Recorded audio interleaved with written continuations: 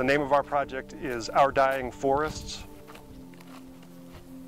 Our forests are dying in the West at unprecedented levels.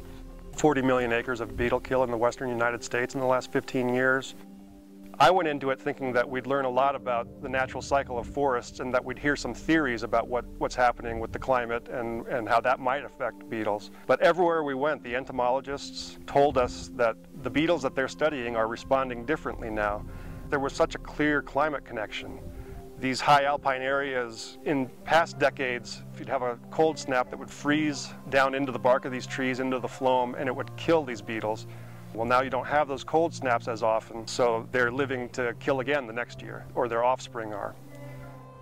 In western Montana, ponderosa pine are being attacked now where normally they hadn't been in the past. In Wyoming, around Yellowstone and Grand Teton, we focused on whitebark pine because it's a rare tree that lives at very high elevations that normally wouldn't have been attacked before. If it's lost, it will be a big loss to the Yellowstone ecosystem. We also wrote about the Engelmann spruce in Utah, which is our dominant tree, and it's disappearing at an alarming rate.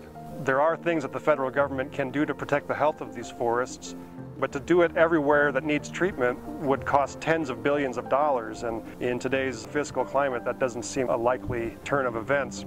The more likely effect of our work is on the grassroots local level. I get a lot of calls from people who want to know where they can go to buy repellent, when they need to go out, what they can do to protect places that are special to them or even that are on their land. Aside from providing really wonderful validation for our work on this particular project, I think the Grantham Prize helps us to make the case for more in-depth environmental reporting.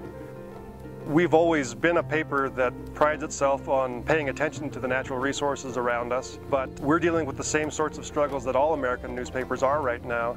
And I know that our editors have valued this particular prize, even on the forest stories. We're going to go back and do some more this year. Without this recognition, I'm not sure that that would have happened.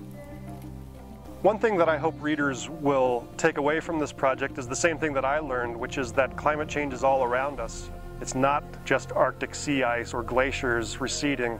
For the last year now, I've been looking at the hills around me and saying beetles, beetles, beetles. It's something that's really affected the way I look at the world.